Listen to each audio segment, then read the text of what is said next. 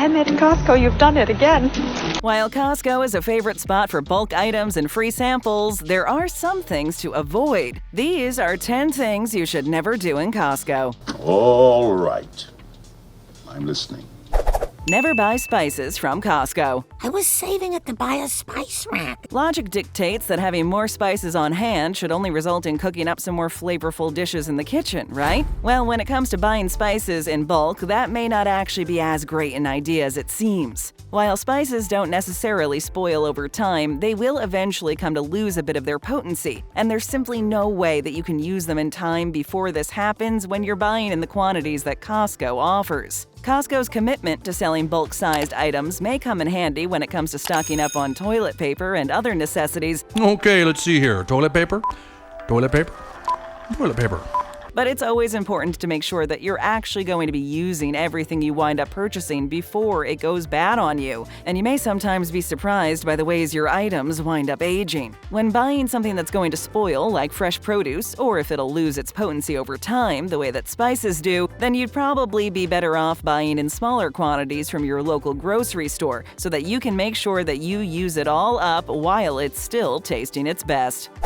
Don't abuse the return policy. They have to honor their return policy. Costco's return policy is notoriously lenient. Directly on their customer service site, it states that we guarantee your satisfaction on every product we sell and will refund your purchase price, with only a few reasonable exceptions. Electronics must be returned within 90 days, and anyone who's trying to return a diamond that is 1 carat or bigger must have the original paperwork with them to prove the diamond's authenticity, and they must have the diamond inspected by a Costco graduate gemologist in order to have the return approved. But otherwise, Costco is required to accept returns on all manner of items. Everything? Everything. Which has resulted in some pretty bad, but admittedly humorous, stories of people who have taken advantage of the Costco return policy. Employees posting online have reported that they've seen people return 5-year-old couches and even used kitty litter boxes in the past. Obviously, none of these returned items can be used for resale, and so they'll more than likely wind up being thrown out anyway. But in either case, taking advantage of the company's return policy so that they can throw out your trash for you costs the company money, and it just isn't the best way to be making friends among your local Costco employees. While the company may be lenient, they do keep tabs on repeat offenders.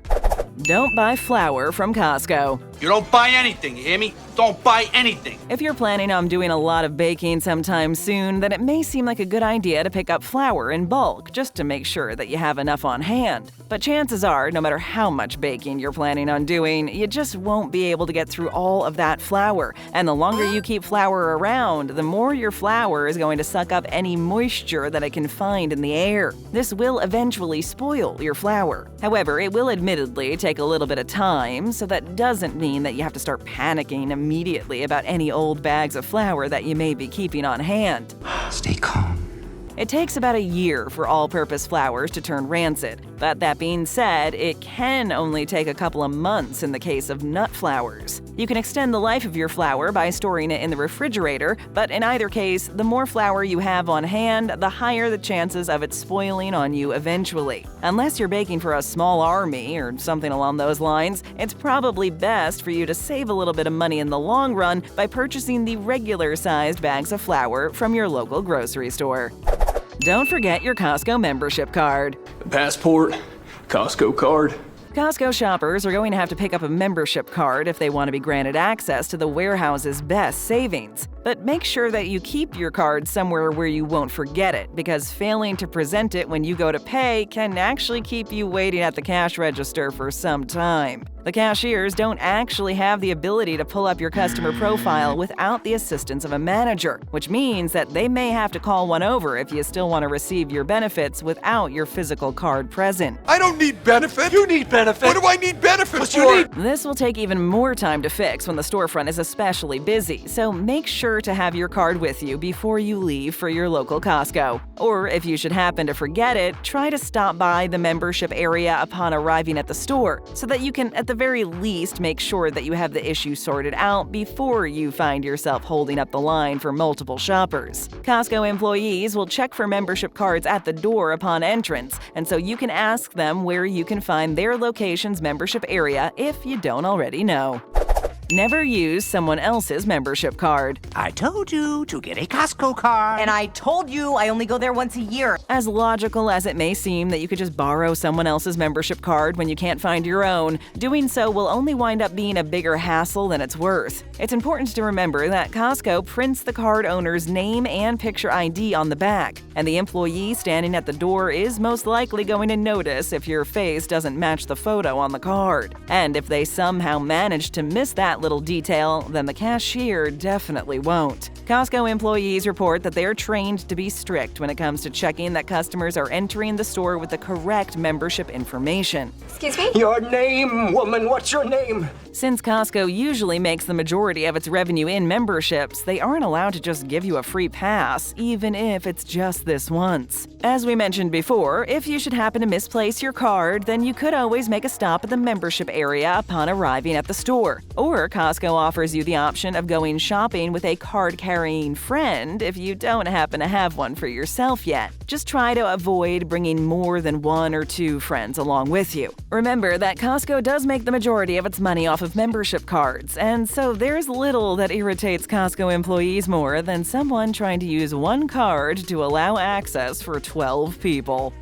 Don't take multiple samples from the same vendor. Don't abuse your sampling privilege. She abused the sampling privilege. Easily one of the best parts about shopping at Costco is getting to nibble on the free samples that get handed out in the grocery aisles. But if you should happen upon a sample that you are particularly fond of, you may soon find yourself wondering whether it's okay for you to take more than one from the same vendor. Ultimately, the answer is a little complicated. Some vendors won't mind if you take 2, depending on the item that they're handing out. A rule of thumb is to never take more than 2 if it's an item that needs to be heated, and never more than 4 if it's cold. But keep in mind that a lot of this depends on the vendor and, most importantly, the way that you treat them. Treat your mama right. Costco vendors have reported that some customers have a tendency to get pretty rude if they have to wait for a sample to be heated, and every extra sample that you take does take one away from someone else who could have had one. Although Costco vendors aren't technically employed by Costco, meaning that there are no official rules for how many samples a single customer can take, if you want to make sure that everyone can have a fair shot at one, then the most respectful thing would probably be to only take 1. Don't ask employees to check in the back. I'll just ask them for something so ridiculous they'll have to check in the back for it. While it's a fairly common practice to ask the employee of most other retailers if there's extra product in the back, one thing that's important to keep in mind when you're shopping at Costco is that it's a warehouse, meaning that the entire store is what many other retailers might even consider to be the back. What customers can see available on shelves is unfortunately all that is available, and so when sale items are sold out, that means that they're actually gone until Costco can receive a new shipment in. Speaking to your local Costco employees may give you more information on when you can expect to see new product in, but they won't be able to magically produce anything on the spot. It was pure Disney magic. Similarly, if you should happen to spy an item that's being stored on a shelf that's a little too high to reach at Costco, you'd be better off returning for that item on another day than asking an employee if they can get it down for you. Product that is out of reach is only accessible using a forklift at Costco, and so the majority of stores would rather pull all of it down at once when more space has been made available on the shelves, rather than pull out potentially dangerous machinery in a crowded store for the sake of a single customer. As irritating as it may be to have to check back regularly for something that you already know they stock, just remember that it's a sacrifice you have to make in order to get bulk items for a deal. Don't forget to use the go-back carts. Sir, your go-kart's damaged. We've probably all been in the situation before where we've picked up one too many items while we were shopping and then changed our minds about it partway through the trip, right? It's not an uncommon experience, but then what do you do with it? You don't want to wander all the way back through the store to put it back where it belongs. I mean, in some cases, you may not even know where it belongs. And so you simply leave it on some random shelf, figuring that a more knowledgeable employee will probably stumble upon it and bring it back home safe where it belongs. But one thing that you need to consider is that Costco is a large warehouse, and Costco employees are busy people. Don't get me busy. Who's not busy? I'm busy. We're all busy. They'll certainly try to get to it on time, but especially on busier days, it may take a little bit of time for someone to find your abandoned item. And in the case of foods that need to be kept cold, like raw meat and dairy products, this abandonment process may even be long enough to introduce harmful bacteria to the product if they're left out on unrefrigerated shelves. To help out the employees a little bit and do your part in helping to keep everyone safe, you can instead bring your unwanted items to the go-back carts located close to the cash registers. Otherwise, you can simply tell your cashier that you don't want certain items anymore, and either they or another employee will make sure to bring it back safely where it belongs. Don't shop on weekends. We're just going shopping together next weekend. If you've ever paid a visit to a Costco on a weekend, then you know how busy they can get. The weekends are typically the time that most people have the opportunity to pick up those much-needed items in bulk, so it definitely makes sense why Costco would be so popular at those hours. But that being said, long lines and crowded aisles don't really make for the most ideal shopping experience. If you want to shop like a pro and make sure that you're getting first dibs at all the best savings that Costco has to offer, then most employees recommend that you get your shopping out of the way on either a Monday morning or a Tuesday evening. Come back on a Monday or a Tuesday. This tends to be when the store empties out a bit, and so striking at either of these times will grant you your best opportunity to have not only freedom to move about the store, respectful of all employees and other customers of course, but it will also give you your best chance to grab any of those more popular items that tend to be a little picked over on the weekends. Don't be rude to Costco employees. Let's talk about people who do rude things, you know? This may be a good one to keep in mind when it comes to anyone working in the customer service industry, but it's definitely worth remembering. Costco employees are people too, and it's important to keep in mind just how physically and mentally draining their job can be. Between stocking shelves, assisting customers, and keeping the warehouse clean, Costco employees have to perform a lot of physical labor in their workday. I'm so tired. And so keep this in mind before leaving a mess that they'll have to clean up for you. And when it comes to speaking with employees, always remember that they're there to help you. Employees who stand at the doors to check for Costco memberships have reported that they find that customers can be especially rude to them. And so it's important to remember that they're only doing their job, and that a kind word can go a long way to brighten someone's day.